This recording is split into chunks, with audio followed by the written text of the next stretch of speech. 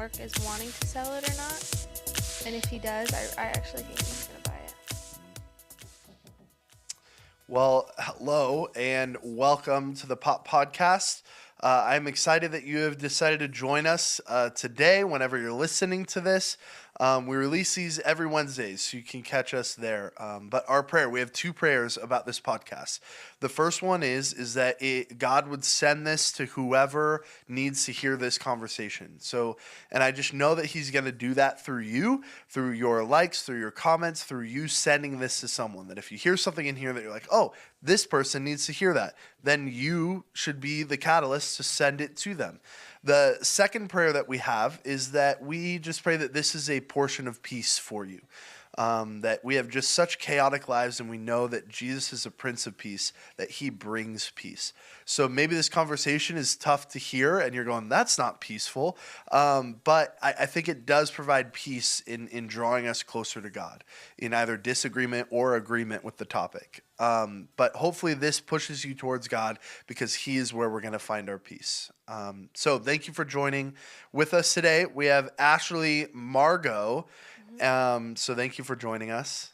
Happy to be here. Mm-hmm. She's had many experiences, but she buys the drinks every week.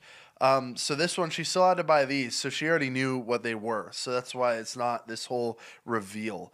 But this is a 7-Eleven special, a fusion energy drink, 0 sugar. So you're taking care of us and our health today. So that's good. So you'll have to, as you know, Ashley already knows the deal. She knows better than I do. We'll rate this at the end. So there you go. ASMR. Fusion energy drink. Cheers. Boom. So, there's been, Ashley, your entrance into Cold Springs Church, which is here in Northern California, has been a very unique story to me. And there's been a long 3 years and so many things that have been like jam-packed all into that. Is it 3 or 4? I think it's 3. I Going think so on too. 4. Yeah, for sure. So in that time, you joined Cold Springs. You came to so many groups. You got married. Met my husband, then got married. Yeah. Now you're on staff here. You met him first and then got married. That's good. That's important. Now you're on staff here at Cold Springs. There's been so many things that have happened. So let's do kind of that expanded. I know that you talked about it when you were on the podcast with me and Robbie, but give me kind of the intro to Cold Springs Church. What brought you guys? What kept you? What was kind of the initial experience of stepping back into community? Yeah.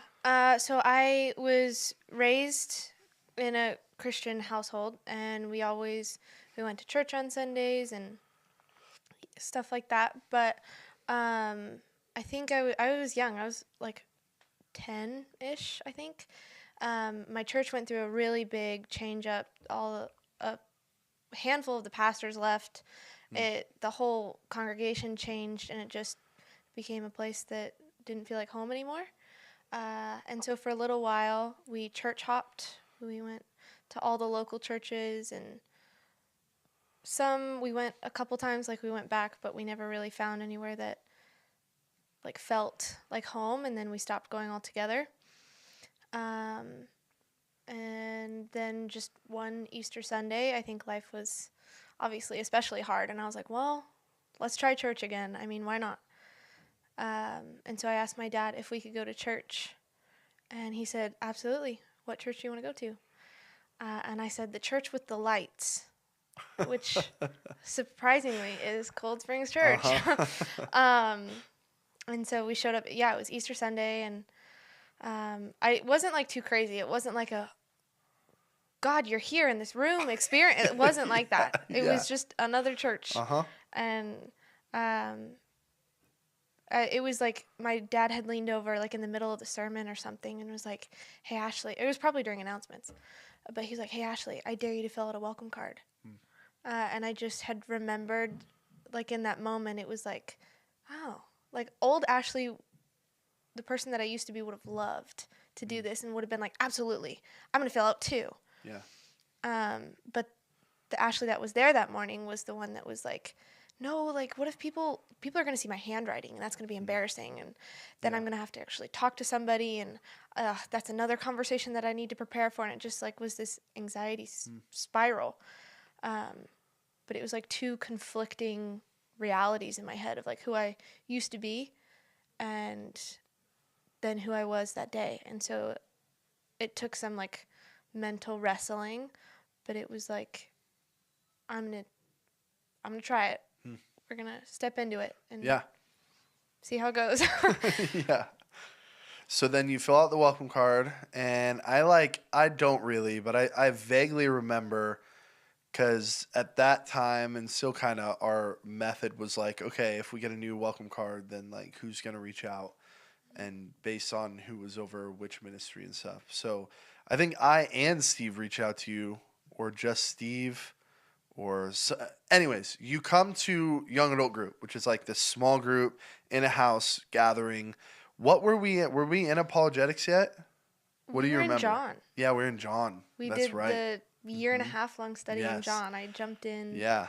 in chapter 15. Uh huh. So I was there for a Wow. lot of it. Yeah. And 15, what a chapter to jump in on. I know, it's Man, such a good one. so great. That's awesome.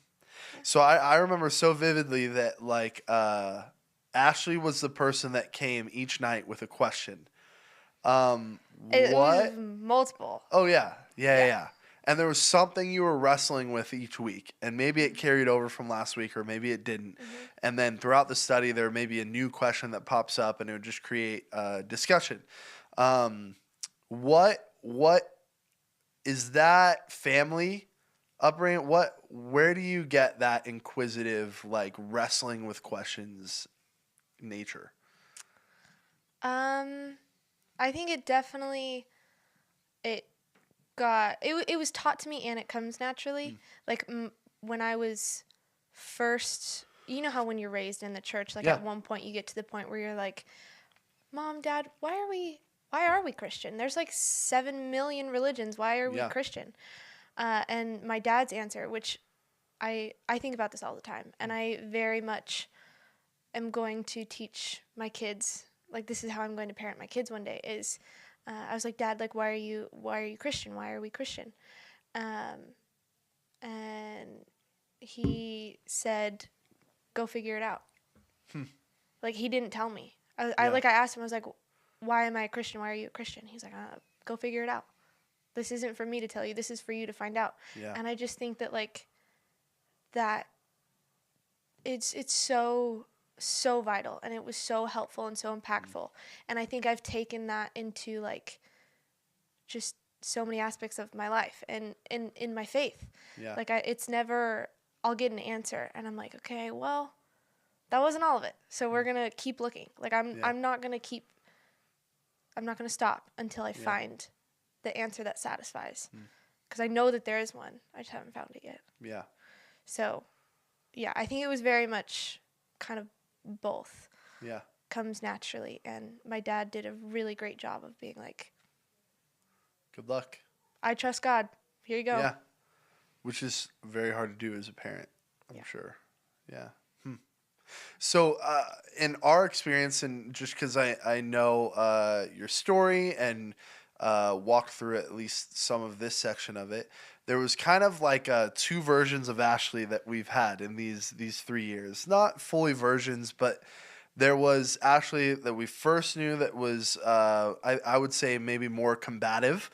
And then Ashley somewhere in the middle or in the early part that it's almost like you went from being set and like you had it all under control to going, I don't. What does this Jesus thing really look like?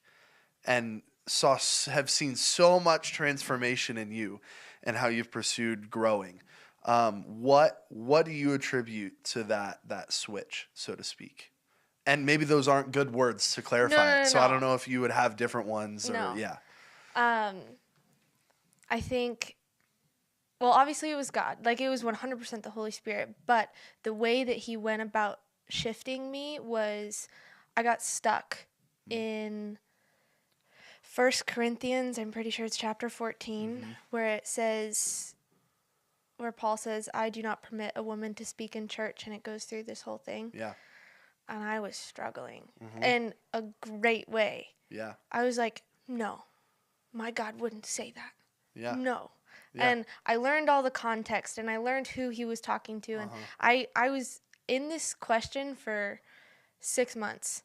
I was asking Steve, I was writing notes, I was studying outside, I was reading stuff, I was asking everyone in the church, and I never got an answer that satisfied me.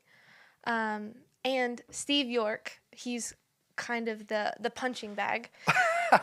The theologian, Yeah. others would say. I always went to him because he just, he was there, and he always just like presented himself as the one with the answers. And everyone went to Steve for questions like this, so I went to Steve.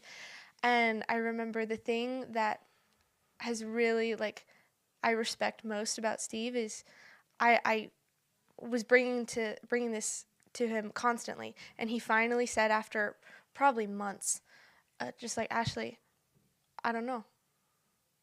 I don't know what to tell you. Yeah. Like, I don't have the answer to that. And that launched me. I went to other churches. I went to other pastors. I started asking people online. And then I found, I don't even know her name. And I've only spoken to her once. Yeah. I commented on one of her videos. My full question, which was, I had now written it out because I had sent it to 17 different people already. I had it. And I sent it to her. And she made like 6 different videos on TikTok. And she answered my question. And I was like, whoa. But in the middle of her answering that, she explained her first time reading 1 Corinthians 14 of a woman should not speak in church.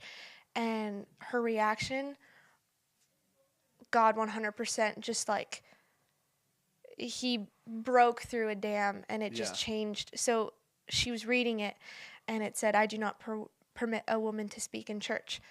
And her perspective, she was like, oh, I better shut up then. And I instantly went, oh my goodness. How?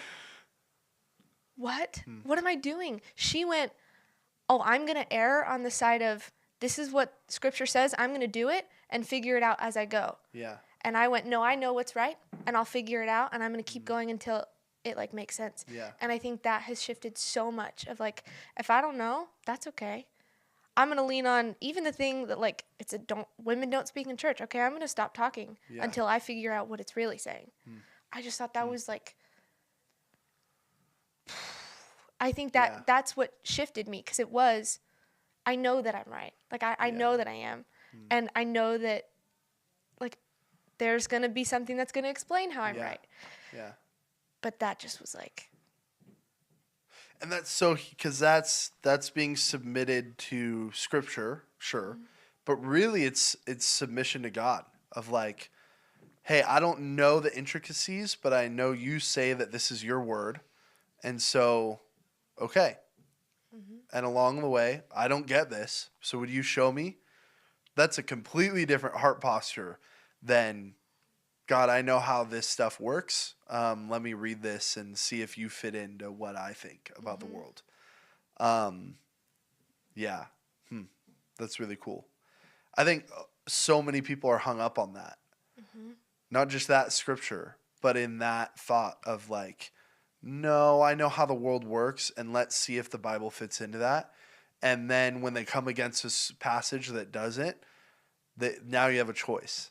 Either I ignore it and I never talk about it, or I try and craft some way that it fits into my worldview. So what changes have you seen, like pre that mindset and post that, now in the post of that mindset? Yeah, I don't even know where to start, because it literally feels like a different world. Yeah. And it is. Yeah. Because I woke up. I wasn't in my own world. But yeah, with the previous mindset, it was everything is a challenge. And the problem is I still love challenge. Like, I love conversations. I love all the things. And so, yeah, I like to think that I'm somewhat smart and I can handle a Yeah. conversation. And that is really dangerous when you have a perspective of, I'm just going to challenge everything because I have the right perspective. Mm. Like, Mm. I'm right. Yeah. So I was just smart enough to dig my hole deeper and deeper. So dumb. But now it's like, I don't even know how to express how different life is. And like, I'm just more positive. The Mm. world isn't Mm. so, like, I'm not going head on with the world. Like, I don't know how Yeah. to explain it. It's just, yeah. I feel like in being a part of seeing uh, pre and posts of that mindset, I feel like I've actually met Ashley Mm. as compared to before. It was like, oh, Ashley's a, you said the word challenge, like Ashley's a challenge. Like she's going to challenge what we're thinking. And I'm huge in the mindset of like, that is not a bad thing. Yeah. Like I love dad goes, go figure it out. Yeah. Like, yeah, boom, right? Mm-hmm. Um, so I never viewed that as a bad thing, but I think that there was a tune, like you said, of I've got this figured out, and you were presenting that. Whereas now, I feel like I've met Ashley because I love that you say that the dam broke, that Mm-hmm. it released, because it was like all we saw was the big, strong dam that held back everything. And it was like, man, Ashley's so strong. She's so committed. She's so like she is just in on these things, and this is who she is. And then post that mindset shit for you, it's like, oh, there's a flow Mm-hmm. to Ashley. Like there are times that she's going to challenge or bring questions up and be decently set and kind of not easily just going to take what you say at face value and go, yeah, that's true. Like some others. But there's also this energy that you carry or excitement. Um, so how have you seen that? Have you seen more of yourself in some of that transformation? 100%. Yeah. I like, it's weird to think about the person I used to be because I didn't care about people. I Mm. would go to youth group. I didn't care. I don't even think I introduced myself to anybody.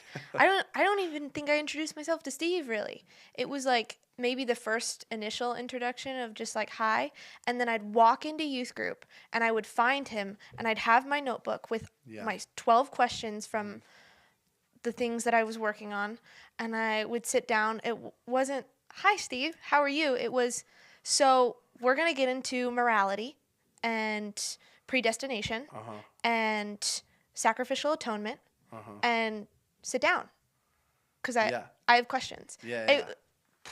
gosh. I like I just yeah. I can care about people now. It's Yeah. not just like all about me and my questions and my wrestlings, and I still have questions all the time. And like I still, like last week I'm sitting outside like looking up at the clouds like asking God, I'm like, I don't understand this. How can this be? But I can still trust him through that. Mm. And that doesn't change that, like, yeah, Yeah. I'm not swayed so easily. Whereas like when I would get an answer from a question, like it would just set me off, and I'm like, okay, well, how does this add up, and how does this changes everything, and my whole worldview is shifting, but I don't really believe it, so I'm gonna push back and see how firm they are in this. It just like, Yeah.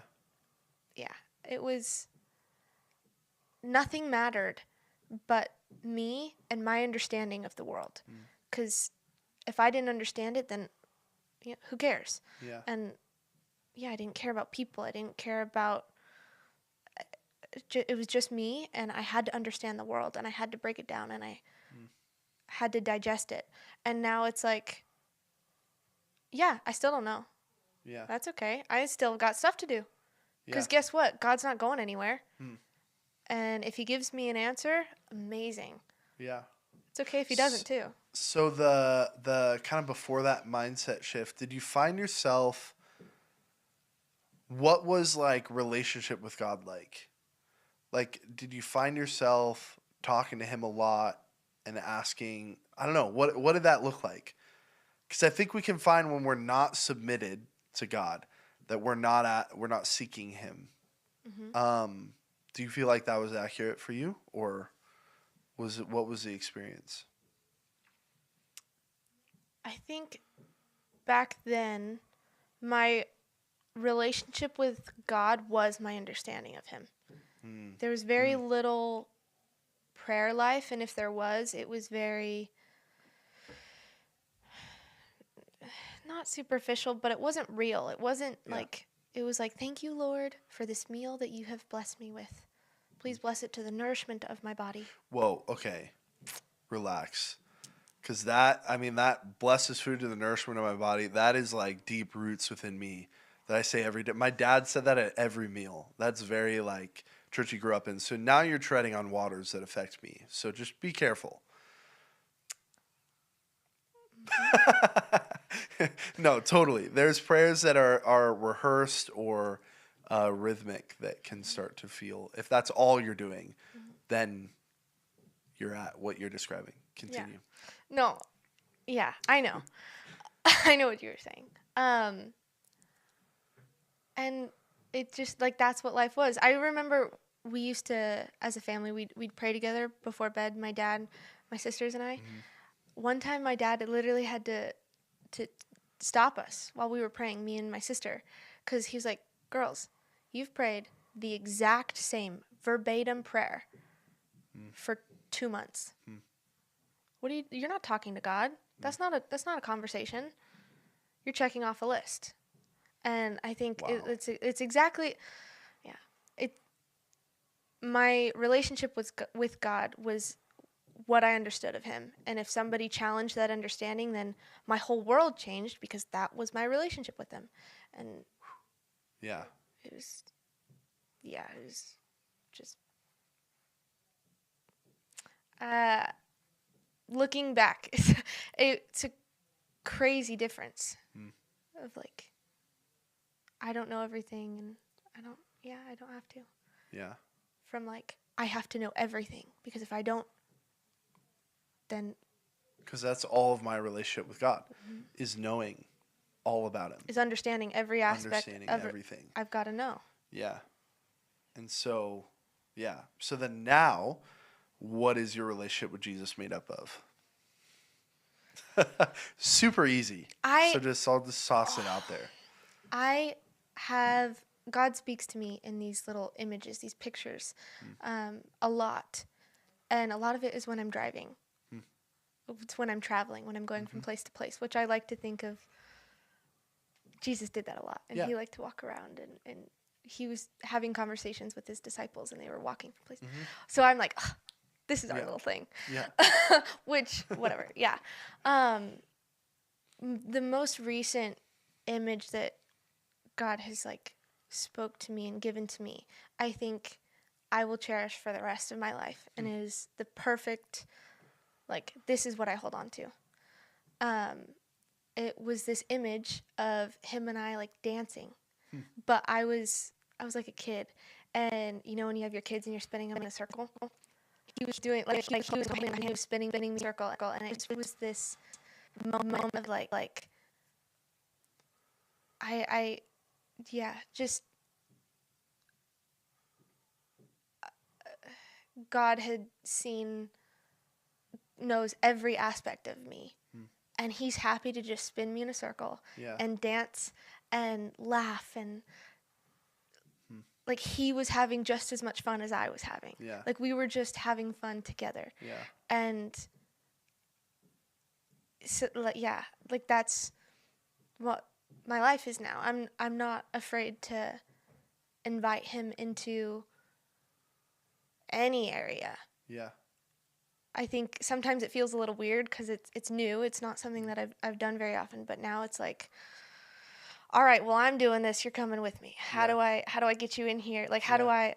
It's me like going to God and being like, all right, what are we doing? Hmm. Yeah. How are we moving? What And do I? yeah. Hmm. That's really special because he grabbed little Ashley Hmm. before everything got weird, before you started to understand anything. but it wasn't like I wasn't still I still Yeah. had all of Uh the huh. Uh burdens huh. and baggage that Uh I huh. carry, Yeah. that I have with me. It was still there, Yeah. but he just went back to just little me. Yeah. Hmm. Before, yeah. Yeah. To little Ashley. Hmm. I mean, a lot of times that's a lot of our. I found a lot of my coping mechanisms or the places I run to uh, what is the word, to self medicate is that it's the little Daniel that is saying we've got to hide, Mm. we've got to run, we've got to mask this. And so the more that I can talk to my body or talk to little Daniel to go, hey, we're okay, Mm. the more or the less I can run to those things. So the image of Jesus grabbing the little Ashley, or you expand that out, and the little Daniel, or the little whoever, um, that's really special. Yeah. Hmm. Makes you think of the scripture that's like, let the little children come, right? Where the disciples are like, Mhm. don't bother Jesus, you little rugrats. He's like, no, come. Yeah. Mhm. That's really cool. Um, so then your relationship with Jesus is not based on what you can know, Mhm. it's based on what you experience of the person of Jesus, how he Mhm. talks to you. Yeah. And so scripture is still a part of that, I would Yeah. assume. Yeah. I would hope so. Yeah, yeah. Um, and it's not it. Mhm. Yeah, there's more. Hmm. And that comes from truly submitting. So I mean, this is what the book of John tosses us around a lot of like the different beliefs. So John is constantly comparing and contrasting faith in Jesus, belief in Jesus, and belief in the signs of Jesus. So it's like, do you believe in Jesus because of what he just did? Or do you believe in Jesus because of who he is? What actually is going on here? Mhm. And so you have all these examples, key examples in John of like Nicodemus, right? Who's like seeing, well, okay, how can I be born again through my mom? Like he's seeing it through this different lens, but he's starting to capture or starting to get at who Jesus actually is. You see the people after Jesus feeds the 5,000 and they're like, hey, feed us. And it's like, okay, they're obviously believing in the signs. Mhm. So Jesus goes, eat my flesh and drink my blood. They're like, you're crazy. I'm out. Oh, we're gonna go. Yeah. Oh, okay. Interesting. So those are obviously people that believed in the signs. And then there's so many examples that John plays with of that belief that Jesus is God, that he's actually going to change my life, that he actually cares about me, that he's actually personal, that he would come and be with us even now. Um, so I almost see that same parallel for you of like the pre is Ashley going, what I understand is what I believe. Mhm. So Jesus, I see your word and like this is verifiable. It's true. I can inspect this. I can hold this. I can look at this. Like I'm good. I believe in you. And then there's the wait. Now I trust you. Mhm. Now I'm giving myself to you. And even if I don't understand something, I'm still trusting you that you'll show me. And that's the Ashley that's dancing Mhm. rather than the Ashley that's upset. Yeah, I don't know. It's interesting. And then you've begun to preach, youth group, things like that. And I think that has definitely come out and developed. What has been some of your experiences in your start in ministry, kind of figuring out what has God gifted you in? What is He doing? What tell us about kind of the start in ministry as in the current season that you're in. Yes. It's happening. Yeah, I'm doing it. I'm here. No. I think preaching is a door, an open door. Jesus opened the door, and it's kind of shifted. Um, yeah, like how I go through life a little bit in a good way. I know that we've talked about it before, but like now I feel like every once in a while I'm like, oh, I got this one snippet, and now I'm like, in my head there's like a message, and I'm like, oh my gosh, I want to like talk to the kids about this, and then I'm like, Ashley, calm down. It's just because you received something from the message doesn't mean you need to now go and do that. But I do think that there's also some level of just like excitement, I think, that has come from preaching. Um, and that's shocking because where I started was scary. Really, oh goodness. We were at Lions Park, I think is what it's called. And I literally had to go hide in the bathroom for like 5 minutes. And I was like, all Oh, right. so for context, this was last summer. Yeah. And it was a city park, Placerville Park. And I was gone, so Ashley had to lead some of our events. We do like a Jesus moment and then an event over the summer. The Jesus So moment is like 10 minutes. It's yeah, really yeah. relaxed. It's a little devotional, just to Yeah. center the evening. Yeah. It's pretty chill. It's not, and there was 6 kids. Mm-hmm. There were 6 kids. Sometimes that's the scariest, though, the smaller group. Yeah. It was rough. But I was like, I don't know. I can't do this. And I think I just said throughout the whole thing, like I think it was a 5-minute thing. Uh-huh. I said I'm nervous 20 times. I was like, guys, I'm nervous. I'm nervous. Which, if there's 5 minutes, that probably took up like 45 seconds of the time. My dad made sure to tell me that. Like, hey, Ashley. Gotta love it. Do you think you need to say it that many times? No, and now it's like something I look forward to. Yeah. And like the kids have come up to me and been like, wow, like thank you. That was awesome. That like spoke to me. And I'm like, hey, if one kid heard it and was like, yeah, I win. That's I came here and I did the thing that I was supposed to do. Like that's enough. Yeah. And if everybody else throws tomatoes at me and makes fun of me, it's okay. But yeah, I think that's really impacted my life, and very much it's even shifted how I listen and how I hear messages on Sunday in the opposite way that you would think. I think I judged, hot take.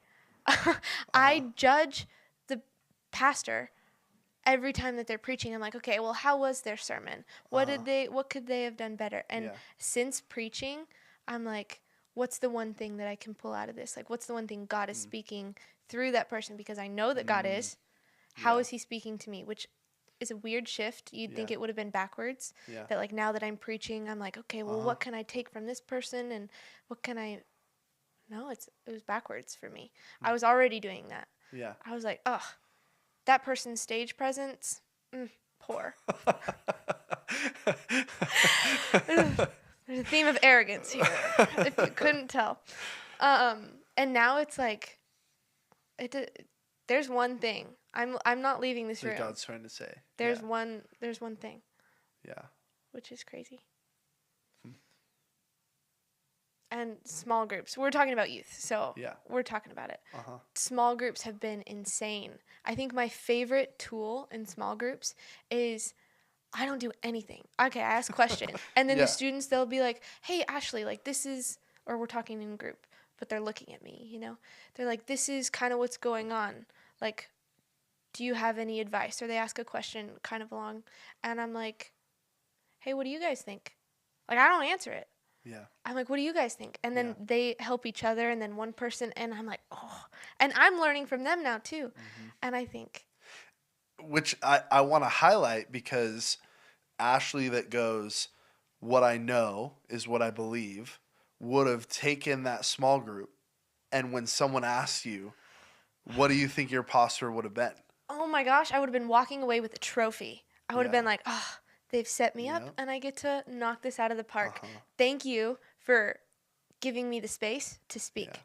And 'Cause and you would have answered them. I would have answered them. I would have asked another question in the middle Yeah. of that and answered that question Mhm. and beat them over the head with, you didn't know that? Pff, I'm closer with God. And maybe I not understand actually that. saying that because of the burden of leadership, Yeah. but with your eyes, with your posture, with your tone, Yeah. definitely saying that. 100%. It, I we talked about it a little bit on the last podcast of like I I struggle with tact sometimes of like if somebody has opened the door for Yeah. me to be able to step in and win a conversation, I would jump at it and I'm like, "Oh my gosh, yay. Hmm. Like this is I Yeah. love this. This is my favorite thing." And now it's like I no. I don't know what I'm doing. Yeah. And a lot of other people, and so the kids now they'll jump in and they'll give their piece and they'll add on to it. And at the end, I can be like, well, there's also this thing. And like, I can contribute. But in me learning to just let other people step in, there's so much more. Yeah. Like, it's not just here's a question, here's an answer. You're like, this is the answer, but here's 5 different perspectives of it and 5 different avenues to get to that answer. Hmm. So it's helped me Where learn a lot. where do you see? Because in some sense, saying the old Ashley, or if I go to myself, like the old Daniel, um, in some sense that creates a degree of separation. But what we know by the human experience is that the old Daniel creeps in. Hmm. So where does the Ashley that goes, what I know is what I believe, and I know more than everyone? How does that creep into your life these days? I think it was last week. Yeah, I was struggling. I can't even remember what it was. It was morality. Something about morality I was struggling with. I can't even remember what it was. Hmm. Um, but I was stuck. Oh, I remember now. The subject of like safety and security. That's one of the things that I really struggle with of like Hmm. anxiety and not feeling safe when it's dark out or when there's people around or out in public or whatever. Like I really struggle with trusting God in those times. And I was, yeah, I was wrestling with it. I'm like, well, am I supposed to care about my safety and like not put myself in bad situations? Like maybe not go to that one sketchy gas station where we know everybody hangs out at the middle of the night and are doing drugs and stuff. And like, should I not do that? Or, and like trust that God's going to take care of me in that situation? Or am I supposed to go into that situation and like it's okay, like I'm going to get hurt, like I can expect it, God's not going to protect me from it, it's going to happen because the thing that God has saved me from is eternal suffering. Mm-hmm. Like I'm going to be in heaven, I Yeah. know that is for sure. What he hasn't promised me is safety here in every situation. Like Uh huh. bad Yeah. stuff happens. Yeah. And so I'm like sitting here struggling with it and I'm like, do I care about my safety? Do I not care about my safety? Should I, where's the line? What do I do? And I'm like sitting here and I'm obsessing over it. And I just like, my body shut down. Hmm. Like I couldn't, I obviously could, but it just mentally felt so debilitating where I'm like letting go of other responsibilities. I'm not taking care of like my house and myself even. It was just like, what's the point of life? What am I, do I take care of myself? Do I not? And it just became this like stuck and I'm sitting in it Yeah. and I don't know what to do, and I don't know what the right answer is. Hmm. And so there was some time of just like, God, Yeah. what do I do? Why What's the haven't you right told me? answer? Where do I go? And I still haven't gotten an answer. I still don't know, but I think like I finally got to the point where it was like, what does it change? Hmm. Like, what? God's still here. Yeah. What does it change? And I'm like, well, I don't know. And then I don't fully get the switch, but it was just like, oh, it's okay. Like I can't get lost in this. Hmm. And at the end of the day, if I don't know, that's okay. And maybe God will tell me on this side of eternity. I hope He does. But until then, I'm just going to take my best guess. Yeah. Keep praying about it. Yeah. Keep asking Mm-hmm. questions. But it doesn't get to, I don't get to stay in Yeah. this spot anymore. Hmm. So, I see so old Daniel in like childhood and unhealthy times is definitely a kid that wants to hide. And I'll hide behind helping people. So that makes me a really great pastor. Is that when I'm unhealthy, I'm going to help people more. And that's out of like, I feel crappy. I'm self medicating. I'm messing up. So, like, if I can help you, that I'll be doing something good. Like, people will still look at me as being good, even though on the inside I don't feel that way at all, or I'm not that way. Um, so I see that crop up so much, and I think in so many ways, like being in ministry is a hotbed for some of my unhealthiest habits in that way of hiding. Because you can, if you know a lot about the Bible and you're decently charismatic, you're good at talking to people, and you can answer some hard questions. You can hide. Um, so I relate to the uh, anxious dwelling energy. Um, I guess I don't find that over specific scenarios, but I find that at the end of the night sometimes if I'm in a season of unhealth or hiding where I just go, where am I supposed to be? Am I supposed to be here? Is this what is supposed to be happening? Um, and I found so frequently that all of those times that I get to the end of the night and I'm contemplating life, I'm contemplating whether I'm supposed to be where I'm at or whether God has abandoned me because of the mistakes that I've made, that I get there because of a faulty view of myself or a faulty view of God. So I see that relate to you in mm-hmm. that, you mentioned arrogance, and I think all sin comes right back to pride and arrogance. Like, I think it's all traced there. And Yep. so it's what specific branch do you carry that Mm-hmm. brings you back to the root of pride? Um, so I see even my old Daniel or little Daniel creep in and relate to yours in that I think I have to have it figured out. Like, that's the core. Like, you have to figure out what the answer is, Mm-hmm. and I have to figure out how to behave better or be what God wants me to be.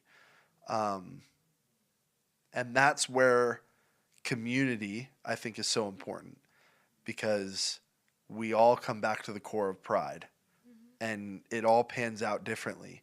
But then we can have conversations like this to be fruitful with one another. Um, so, in sake of community, what has been? You said, I went to a church and it kind of blew up and it was so different, and then we weren't in community, and then we have now jumped into community. What has been a key fruit of community in this season of your life? I I think it's so easy for me to go back to thinking like I do this all the time. I don't have people.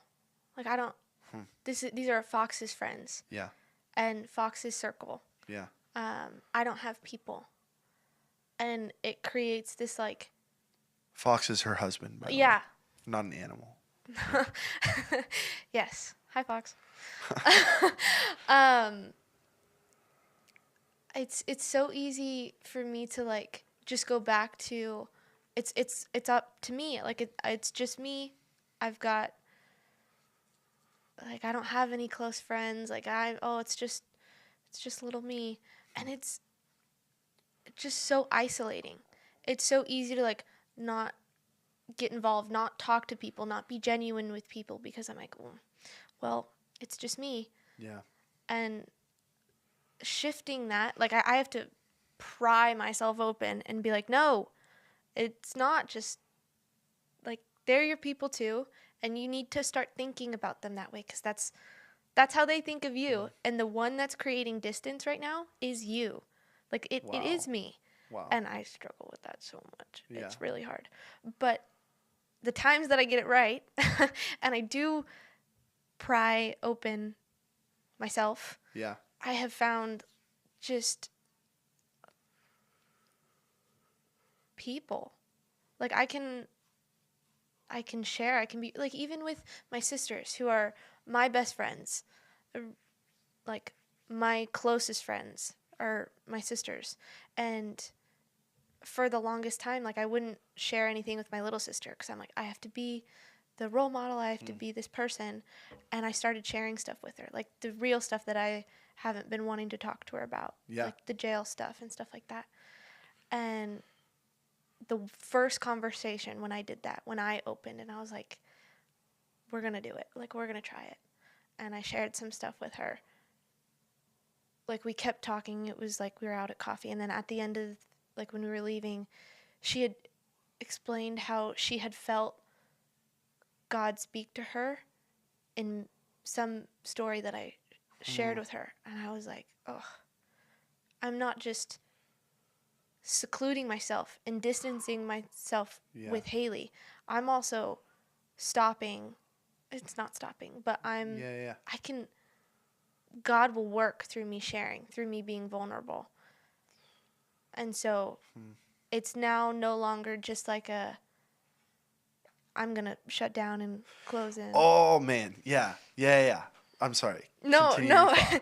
It just like I'm going to share because one, it's going to build connection here, but I don't know what God's going to use. And me being the turning the faucet off is just like, what? Why? Yeah. It's just for me. It's not for them. God's going to work through me leaving the faucet open, letting things, yeah. Yeah. I a couple weeks ago did a couple weeks prior to this did a um solo podcast where I talked about the closeness of God. That I feel like he's been teaching me how close he really is. That like my childhood in Christianity was like, hey, he's in the clouds looking down, judging what I'm doing. And then through some key theological shifts, like through the book Delighting in the Trinity, it was like, oh no, he's here, like alongside me. And then in the recent days, it's like, no, he's in me. Like he's going through my life in me, with me. So when I am hit, he is hit. When I lose something important to me, he's lost something. Like when I weep, he weeps because he's going through life in me, with me. In John 14, right? He says, I when I leave, you will know I am in my Father and you are in me and I am in you and he is with us. And it's like this, just we're wrapped up together. And so when you say, I shared what I went through and she heard God, well, of course, because when you were in the jail, walking through the things that you're walking through, when you were up late at night on a long drive and you were thinking the things that you were thinking, Jesus was there with you. So when you share those deep moments, of course God is going to speak through that because it's not just that he saw that, he was in you as you're going through that. So it's his experience as much as it is yours. That's just how close he is. So he's going to, in those conversations, speak the loudest when we talk about our experiences. Because he was not just watching, he was in you, going through it with you. I don't know. That's just the image that like pops through when you say that. And it makes me want to be that much more vulnerable. Yeah. What effect did that have on you and your sister's relationship? She said, I feel like I'm always the one talking and you're always the one listening and like giving advice when I ask for it. I think she even might have said like thank you for like Yeah. letting me feel like I can do that for you too. Yeah. Wow. Which I was like, oh gosh, I Yeah. suck. I'm trying to be Yeah. strong and hold all these Yeah. things in for you, and that you don't need that. Yeah. You, yeah, you wanted to be here for me as much as I am sitting here wanting to be here for you. Yeah. So we block one, God speaking. Not that he won't, but now he won't through you Yeah, because you stopped that in yeah, that moment. mm-hmm. He's still going to talk to your sister because Very he cares much. that much about her. Mm-hmm. You just stopped it from being you that he was going to use to do that. Yep. So when you stop him talking through you, and two, you stop hearing from him and receiving love from someone else. So you, in not being vulnerable with someone, with a person that's trusted and close and cares about you, cares about your family, cares about God, you stop God speaking through you, and you don't have ears to hear or even they give the opportunity for him to speak to you through them. And it hinders, dampens your relationship to the other person. Yeah. My relationship to Haley. It had And your relationship to him. exactly. It just like all aspects. It's just Yeah. not good. And it's so like easy now that I'm like on the other side of it, and I can be like, oh, but on the other side, I was just trying to be strong. I was just trying to be a good older sister. I was just trying to be a good friend, a good whatever. I keep seeing the image of the dam that you gave before. I'm strong. Mm-hmm. But you stop the flow. Mm-hmm. Literally, yeah. Wow. Yeah.